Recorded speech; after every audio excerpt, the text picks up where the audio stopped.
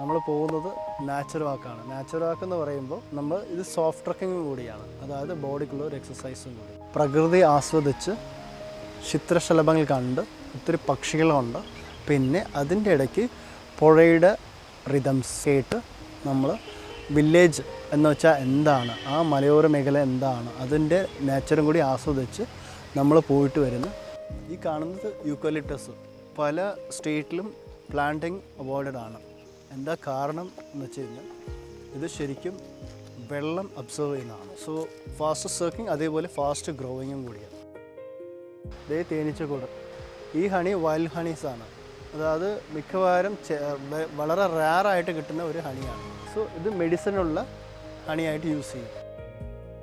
Tea plant എന്ന് പറയുന്നത് ഇത് ശരിക്കും പ്ലാന്റ് അല്ല, ട്രീ ആണ്. ഡ്രിം ചെയ്ത് നിർത്തുന്നത് കൊണ്ടാണ് ഇതിൻ്റെ